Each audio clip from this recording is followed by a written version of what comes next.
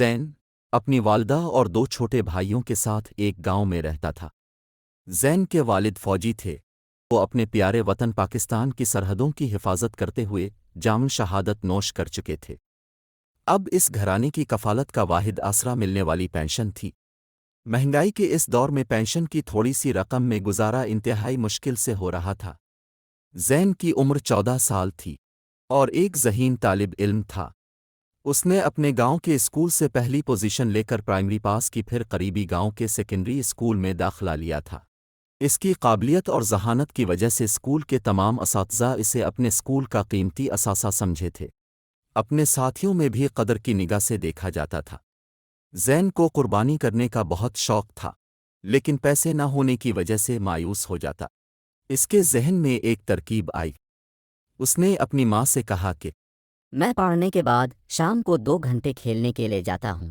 اگر انہی اوقات میں کاغذ کے لفافے بنا کر بازار بیچوں تو سال بھر میں اتنے پیسے ہو جائیں گے کہ ہم قربانی کا جانور خرید سکے۔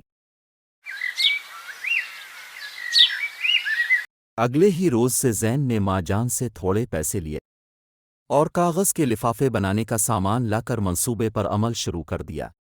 ہفتے میں 6 دن وہ محنت و لگن سے مختلف سائز کے لفافے بنا کر جمع کرتا اور 7ویں دن سارے لفافے بازار میں بیچ دیتا تھا۔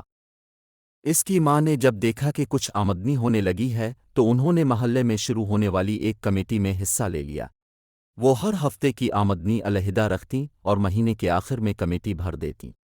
وقت گزرتا رہا، زین محنت کرتا رہا۔ آخر میں کمیٹی ملنے کا مہینہ بھی آ گیا۔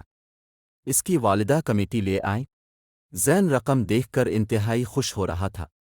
اس کا خیال تھا کہ عید کا چاند نکلنے سے 2-4 دن پہلے وہ جانور لے آئے گا تاکہ کچھ دن وہ اور اس کے چھوٹے بھائی جانور کو اپنے ہاتھوں سے محلے میں گھما سکیں۔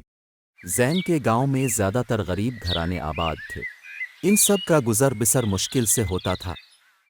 ایک روز ان کی بیوہ پڑوسن خالہ حمیدہ کا بیٹا چھت سے گر کر اپنی ٹانگ توڑوا بیٹھا۔ خالہ حمیدہ بہت پریشان تھی اور بے تحاشا رو رہی تھی۔ اس کے پاس اتنی رقم نہیں تھی کہ وہ بیٹے کو علاج کے لیے شہر کے کسی اچھے ہسپتال لے جا سکے۔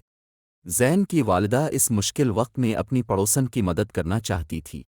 قربانی کے لیے رقم رکھی تھی، مگر وہ زین سے کیسے بات کرے؟ ابھی ان کا ذہن انہی خیالات میں الجھا ہوا تھا کہ زین نے ماں کے پاس آ کر کہا، ماں جان، خالہ حمیدہ بہت پریشان ہیں اور مسلسل رو رہی ہیں۔ میں نے بہت سوچا ہے کہ ہمارے پاس قربانی کے جانور کے لیے جو رقم رکھی ہے وہ اب خالہ کو دے آئیں تاکہ میں ان کے ساتھ ان کے بیٹے کو شہر کے ہسپتال لے جا سکوں۔ ماں نے جب اپنے ہمدرد بیٹے کی بات سنی تو خوش ہو گئی کہ ان کے سمجھدار بیٹے نے ان کی مشکل خود ہی حل کر دی۔ انہوں نے زین کو ترقی و عروج کی ہزاروں دعائیں دیں۔ عابد کا علاج جاری تھا، اب وہ سہارے سے تھوڑا چلنے لگا تھا۔ دن گزرنے کے ساتھ ساتھ قربانی کا وقت قریب آتا جا رہا تھا۔ کبھی کبھی یہ سوچ کر زین اداس بھی ہو جاتا کہ اس سال بھی قربانی کا جانور لانے کی آرزو پوری نہیں ہو سکتی۔ پھر وہ یہ سوچ کر اپنے دل کو تسلی دیتا کہ خالہ حمیدہ کی مدد کر کے اسے جو خوشی ملی ہے وہ بھی کچھ کم نہیں ہے۔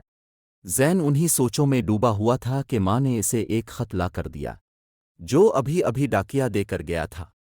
خط پڑھ کر وہ زور زور سے چیخا، ماں جان، اس سال ہم قربانی ضرور کریں گے۔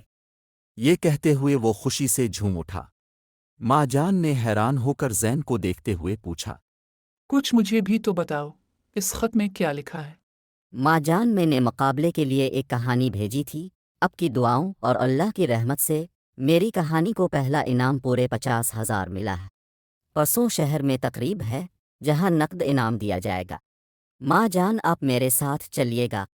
ہاں بیٹے، ضرور چلوں گی اور اپنی آنکھوں سے انعام وصول کرتے دیکھوں گی۔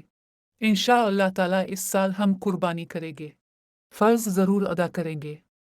زین سرشار لہجے میں بولا، واقعی نیکی رائے گاہ نہیں جاتی۔